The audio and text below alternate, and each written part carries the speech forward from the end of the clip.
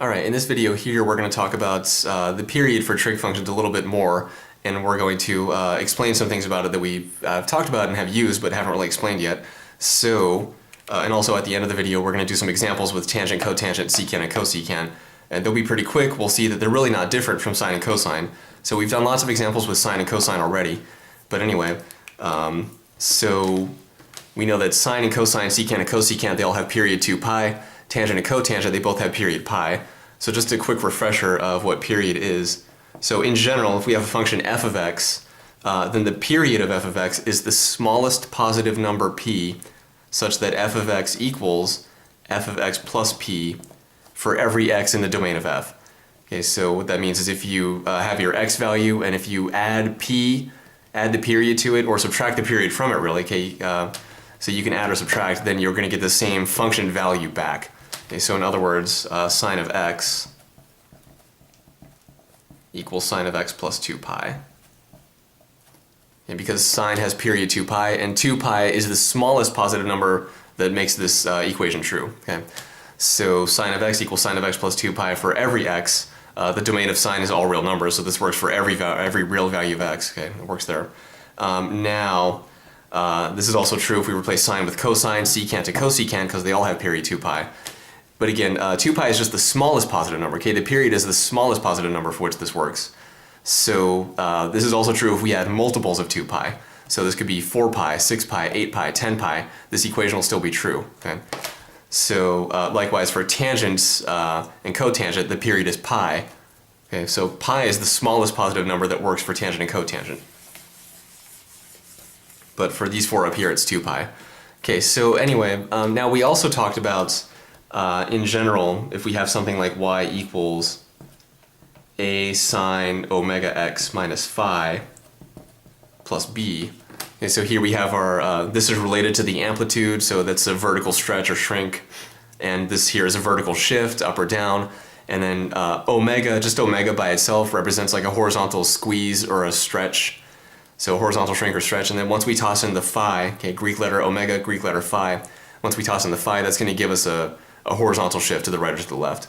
Okay, so remember, for sines and cosines, that's called a phase shift. But for the other four trig functions, you can use the term, but it's not really common depending on who you talk to.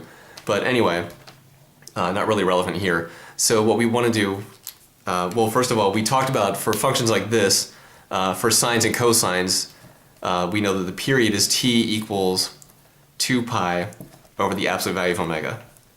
Okay, so we talked about that. We've used this fact. We've done a few examples with it, and we've done some graphing where we use this property also. But we haven't really explained why that's true. Okay, so what we're going to do here is explain why that's true. So remember, the period is usually denoted capital T, so that's why we're using that here, capital T for period. Okay, so let's explain why this is true. And in order to do that, we're going to start with the basic y equals sine of x. And we're going to remember another way to think about the period is it's the length of one complete cycle. Okay, so remember, one complete cycle is basically when x, so for sine of x, when x goes from 0 to 2 pi, that's one complete cycle. Okay, so here's 0 to 2 pi, 0, 2 pi, x-axis, y-axis, this is y equals sine of x. Okay, so this is one complete cycle because if we continue to go beyond 2 pi, then it's going to start repeating. And if we continue to go beyond 0 this way to the left, it's going to start repeating. So this here is one complete cycle. Okay. Now, a cycle doesn't have to start at 0. Okay, we can start the cycle anywhere we want, but the point here is that the length of the cycle is 2 pi units. Okay, so if you look at the graph of y equals sine of x, just plain old sine of x, nothing happening to it, start anywhere you want, and then if you go 2 pi units to the right or to the left, that's going to give you one complete cycle. Because after that, beyond those 2 pi units, everything starts repeating again. Okay. So again, that's just another way to think about the period. It's the length of one complete cycle, and that's how we're going to think about it here. Okay. So again, we said we can start the cycle and end the cycle, or we can start the cycle wherever we want, but the main point is the length of the cycle. Okay, but just to keep things simple, we'll talk about starting cycles at 0. Okay, so for y equals sine of x, we know that the period is t equals 2 pi.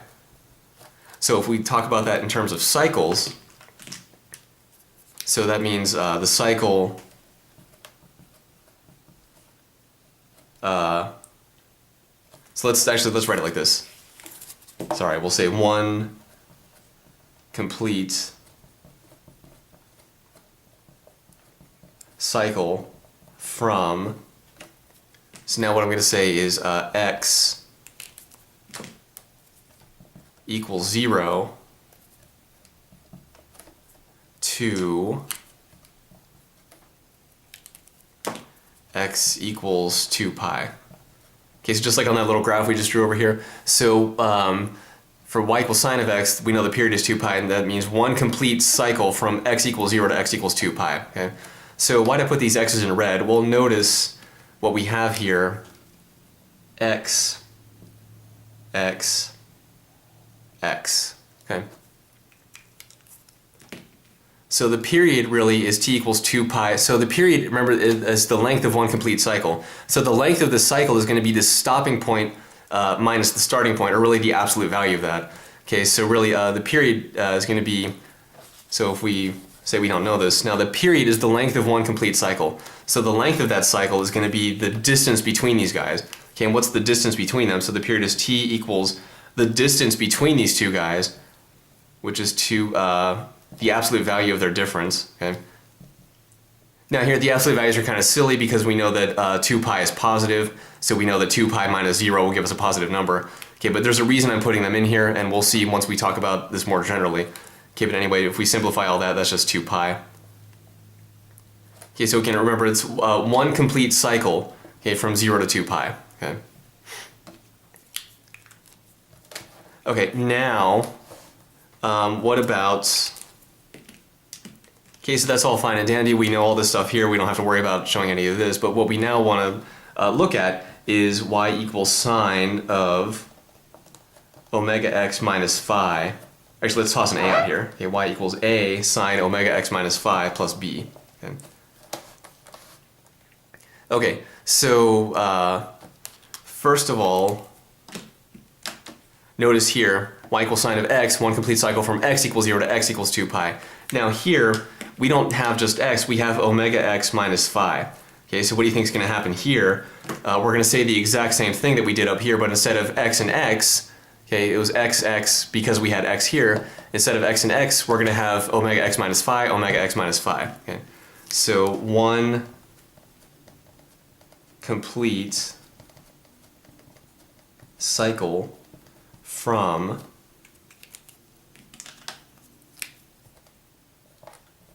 omega x minus phi equals 0 to omega x minus phi, fix that a little bit, not much better, equals 2 pi. Okay. Okay, so can we zoom out a little bit? Kind of, yeah, okay. Okay, so here for y equals sine of x, one complete cycle is from x equals 0 to x equals 2 pi. Okay, so we already know that for the sine function. We can just see that clearly from the graph. Okay, so then the period is going to be the distance between these guys, and the distance between them is the absolute value of their difference. Okay, in general, that's how you find distance for things like this anyway. Okay, so when x goes from 0 to 2 pi, if we do 2 pi minus 0, take the absolute value, that's going to be 2 pi. So the period, remember, is the length of one complete cycle. And in other words, it's how far x has to go. So the distance that x goes from the starting point to the stopping point, that's going to be the period or the length of one complete cycle. So basically, another way to think about it is how far does x have to go? Okay. So that's what we're going to use here. So here, omega x minus phi, omega x minus phi, omega x minus phi.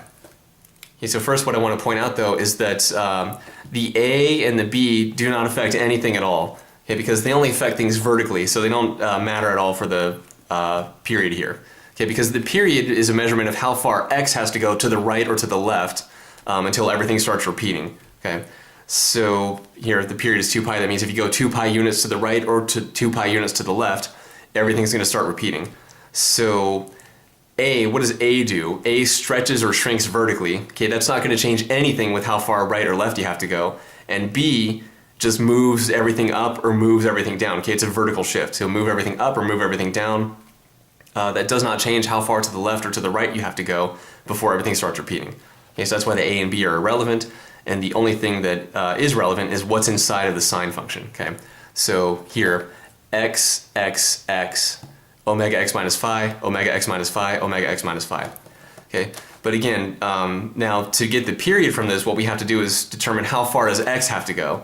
Okay, so from here, remember the period is the length of one complete cycle, which is how far x has to move before everything starts repeating. So here, we know how far omega x minus phi has to move. Omega x minus phi has to move from 0 to 2 pi. But how far does x have to move? Okay, so what we have to figure out is how far x has to move, and then once we figure that out, that's going to tell us what the period is. Okay, so how do we figure out how far x has to move? Well, we just solve this for x, solve that for x, take the absolute value of their difference, right? Just like we did here. Okay, it's really the exact same thing as here, but here we didn't have to solve for anything because we already had x equals this, and we took the absolute value of their difference. Okay. Okay, so now, so we don't know what this is going to be here, right? We already know what it is, but we're not going to use that at all. Okay, we're just going to show what it is. So let's take this, we're going to put both of these equations up here and then solve. So omega x minus phi, let's zoom in a little bit too, equals 0. And the other one was omega x minus phi equals 2 pi. Okay, so now we're solving both of these equations for x because again, we have to determine how far does x have to go. So let's maybe use a different color now. So if we add phi to both sides here, so we'll just solve one at a time. So forget about this one for now. So add phi to both sides. So omega x equals phi, then divide both sides by omega. So then x equals phi divided by omega. Okay. So that if you saw the graphing videos for sines and cosines, this might look a little familiar. That's the starting point for a cycle. Okay. Now here, what about here? So this is going to be add phi to both sides, then we have omega x equals 2 pi plus phi. So many Greek letters. Okay, and then so we're solving for x, so divide everything by omega. So x equals 2 pi plus phi, all divided by omega. Okay. And then let's split this up into two fractions. That's going to help us out later. So 2 pi over omega plus phi over omega.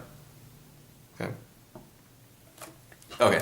So if we split this up into two fractions, it's going to be 2 pi over omega plus phi over omega. That's what we get there. So this might also look a little familiar. Okay, it's sort of related to the ending point of a cycle. Okay, so this looks sort of like the starting point of a cycle. This looks sort of like the ending point of a cycle in those graphing videos that we did for sine and cosine. But if you didn't see those, don't worry about it. It doesn't really matter for these videos here. Okay, so remember, why are we doing this? Because we were trying to find the period for this function here, and the period is the length of one complete cycle, which is how far x has to go from start to stop. Okay, we know how far this expression has to go. Okay, but we don't care about that. What we care about is how far does x have to go. So that's why we're solving for x. Okay, so we know that here's where x starts, here's where x stops. Okay, so really now this has become. I guess let's write it in green. This has become x equals phi over omega. What we should say, it's the same thing as x equals phi over omega, and this is the same thing as x equals. Zoom in a little bit.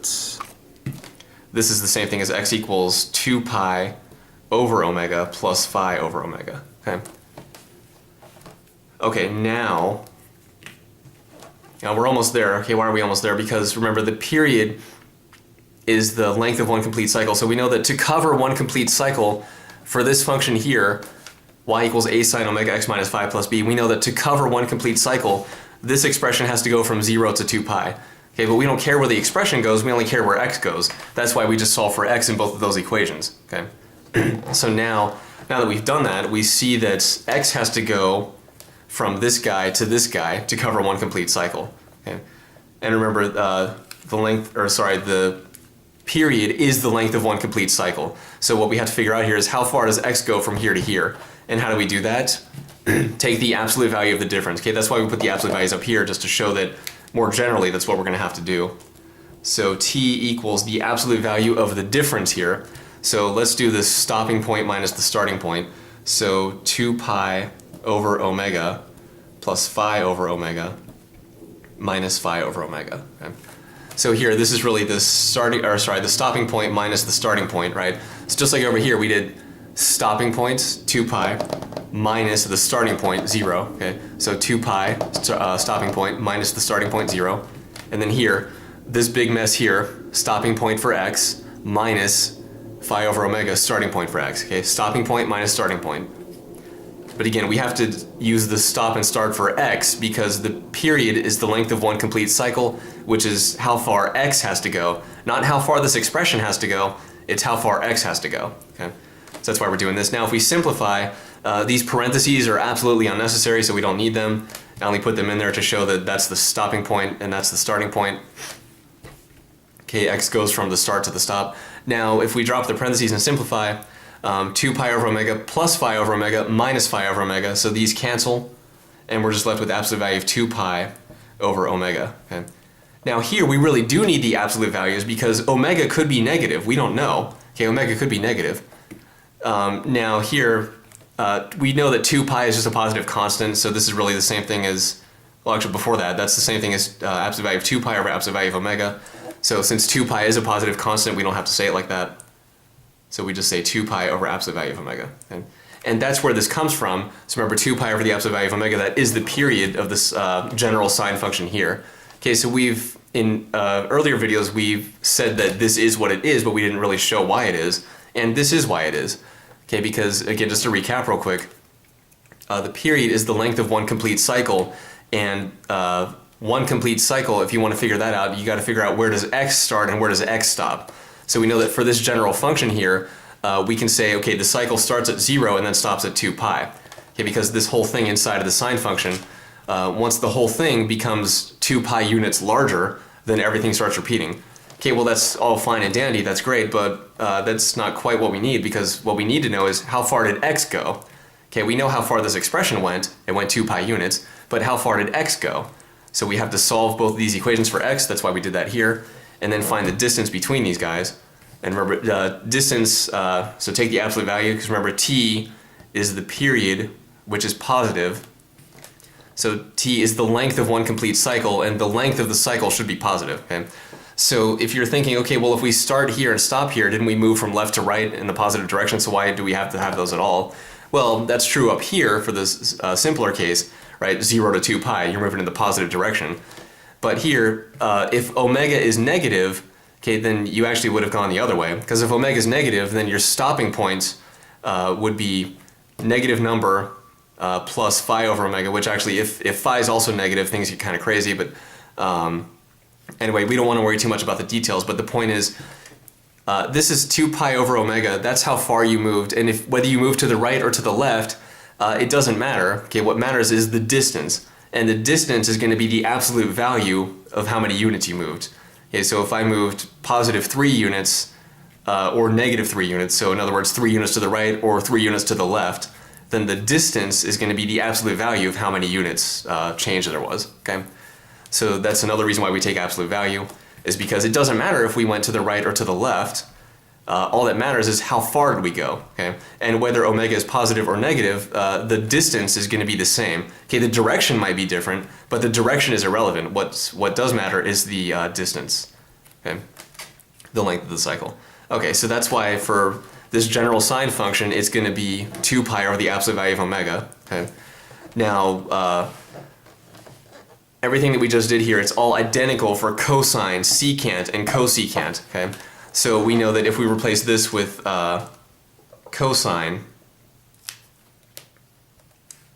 replace that with cosine, not one single thing changes. Literally every single thing on here is exactly the same. Okay, literally every single thing is going to be exactly the same. There's not one single thing on here that would change at all. Okay, not one single thing. And the same thing is true for secants and cosecants. Okay, so if we replace this with secant, okay, the exact same thing is true. Not one single thing would change. Okay, not one single thing. Okay, and the same thing is true for cosecant. So not one single thing would change. Now for cosecant, it's a little trickier because cosecant is actually undefined at x equals 0, but it doesn't matter because cosecant is going to have a vertical asymptote there. Okay, and even though we have the asymptotes there, it doesn't matter because they're still kind of part of the graph. So when we talk about the period and things like that, that we are going to include the asymptotes. Okay, and we'll see some more complicated examples of graphing stuff like this in an upcoming video. Okay, we'll graph stuff like this coming up soon. But anyway, so for all four of these guys here, okay, even though that we have, so for cosecant specifically, we have asymptotes here, vertical asymptotes here, but that's okay. Okay, all of this logic still applies, so not one single thing is going to change here, not one single thing. Okay, if you're not comfortable with using 0, you can say maybe pi over 2, and then you'll have to change this also to 5 pi over 2. Okay, but you know, it really doesn't matter. Okay, for these purposes here. Okay, now for sine, cosine, secant, and cosecant, everything is literally exactly the same thing. But for tangent and cotangent, that's where things start to change. Okay, where do things change for tangent and cotangent? Well, actually, not much changes.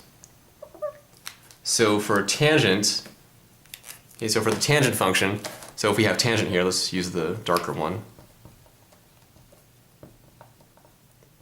So tangent.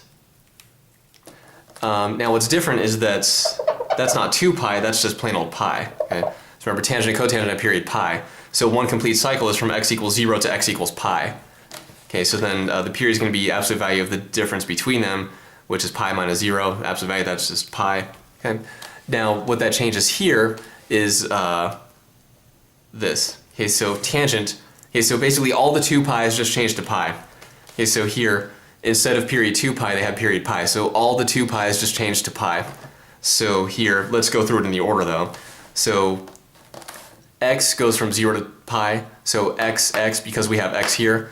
Omega x goes from 0 to pi. Omega x minus phi goes from 0 to pi. Omega x minus phi, omega x minus phi, because we have omega x minus phi in here. Okay, so the entire expression goes from 0 to pi. So then if we solve for x equals phi over omega, x equals pi over omega plus phi over omega, okay? Well, actually, that was at the end, sorry. So if we come up here first, this 2 pi gets replaced with the pi. This gets replaced with the pi. This part over here actually stays exactly the same, because that's still just 0. This 2 pi gets replaced with the pi. This 2 pi gets replaced with the pi, okay? And so that's why this 2 pi here got replaced with the pi. So we see that that's that, and then here, we brought that up here, so this 2 pi gets replaced with the pi. 2 pi replaced with the pi, 2 pi replaced with the pi, 2 pi replaced with the pi. Okay? So for tangent, that's what happens there, because instead of 2 pi, we just have pi. Okay? And everything we just did here for tangent, it's all literally identical. Literally not one single thing changes if it's cotangent. Okay, but again, just like cosecant, cotangent is actually undefined at x equals 0. So cotangent of x is undefined at x equals 0. So if you're uncomfortable with that, you can shift pi over 2 units. It doesn't really matter for the purpose of this, because we do have vertical asymptotes there, and that doesn't change how we handle the period. Okay, but the point is here for tangent and cotangent, period is pi. So in general, it's pi over the absolute value of omega. Okay, and we're going to use that fact in the upcoming videos, and also right now for some simple examples. Okay, so before we get to the examples, just to recap really quick what we did, we know that for the trig function here, for cotangent specifically, okay, when x moves from 0 to pi, that's one complete cycle, because cotangent has period pi. Okay, so we already know that. Now let's sort of use that logic here and say, okay, what if we more generally have a cotangent omega x minus phi plus b? Well, again, for all 6 of these trig functions, a and b do not matter at all. Okay, what's out here, what's out over here, do not matter at all for the period. Okay, because the period is just a measurement horizontally speaking. Okay, so all that really matters is how far to the left or to the right does x have to go. Okay, so we know that for cotangent, the entire expression inside of the cotangent function has to go from 0 to pi. So this entire omega x minus phi has to go from 0 to pi. So the period is the length of one complete cycle, and what that is how far does x have to go. Okay, we know how far the expression has to go, but we don't care about that. What we care about is how far does x have to go. So that's why we solve these equations for x, and when we do that, we get this for that equation and this for that equation. Okay, so we know that when this expression goes from 0 to pi, that means x goes from phi over omega to pi over omega plus phi over omega. Okay, so this expression, omega x minus phi, goes from 0 to pi, then x goes from this guy to that guy. Okay, so now that we know where x goes from and to, we can get the period, because the period is the distance between the stop, or the start and the stopping point, right? So to get the distance between them, do the stop minus the start, or really either way, and then take the absolute value. Because since we're taking absolute values, we can subtract in either order. So when we simplify that, we end up with pi over absolute value of omega. And again, we have to keep absolute values on the omega because omega could be negative, but period has to be positive. Okay. All right, so that's just a quick recap of what we did. Now let's do some simple examples here. So if you want to do some quick examples with finding the period, so we already did a lot with sine and cosine. Now we'll do some more with secant, cosecant, tangent, and cotangent. They'll be really quick and easy though. So let's say we have example 1. Okay, so we want to find the period.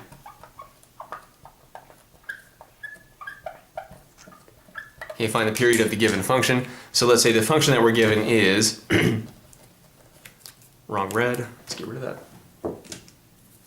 Say the function that we're given is y equals -3 times the secant of, let's say 7x plus 23 minus 8 pi. Okay, so what we have here is a secant omega x minus phi plus b, right? So phi is negative, doesn't matter. B is negative, doesn't matter. B is also kind of goofy, doesn't matter. Okay, what does matter is that the period is t equals 2 pi over the absolute value of omega. Okay, what is omega? Well, remember, in general, what we have is y equals a secant omega x minus phi plus b. Okay, so omega is the thing being multiplied by the x. Okay, so what's being multiplied by the x? The 7 is being multiplied by the x. So omega, that's our omega is the 7 here. Okay.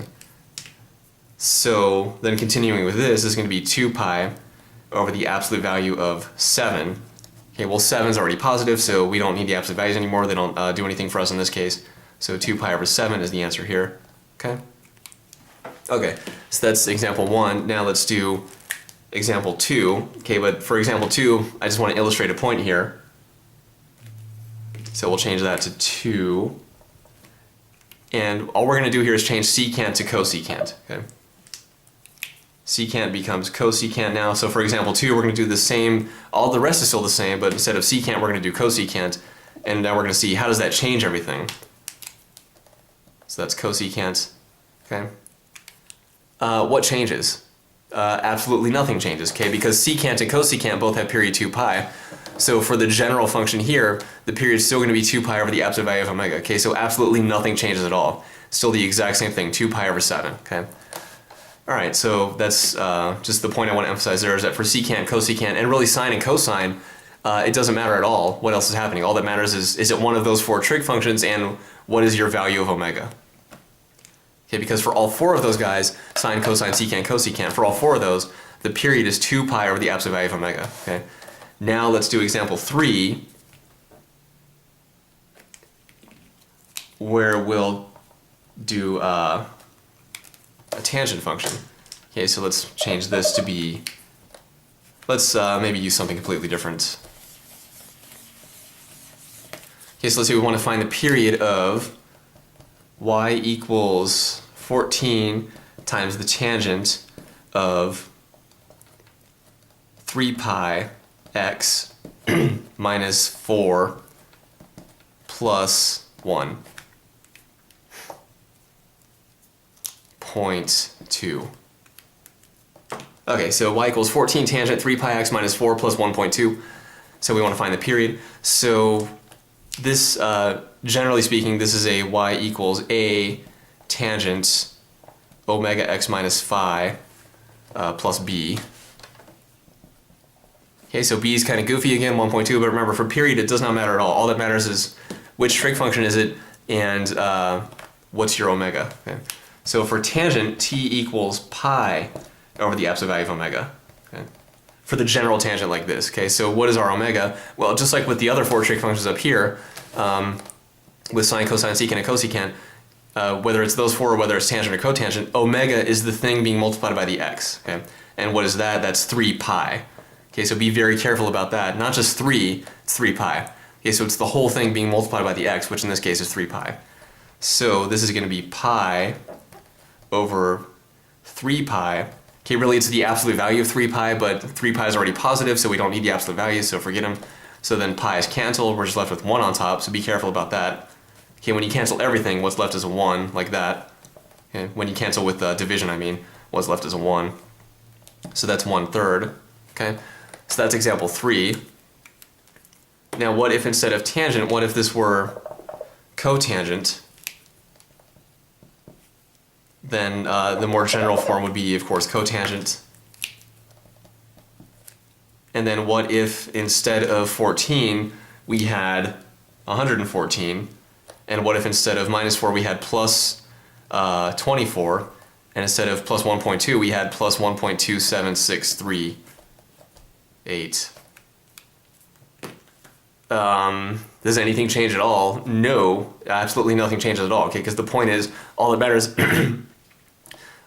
is which function do you have. Okay, is it tangent or cotangent, or is it one of these four? Well, it's a cotangent, so we're going to use pi. Okay, so cotangent in general has period pi over the absolute value of omega. So the omega is still the same. Everything else around it changed, but the omega stayed the same. Omega is still 3 pi, so the period is pi over the absolute value of omega, which is going to be pi over 3 pi. Pi's cancel, and we just get 1/3. Okay. Oh, and this is example 4. Not that that really matters at this point, but so anyway, that's a more thorough explanation of period and why it is what it is for general types of functions like this, along with a few examples for these other 4 trig functions that we've been talking about more recently. Okay, so some graphing videos coming up shortly.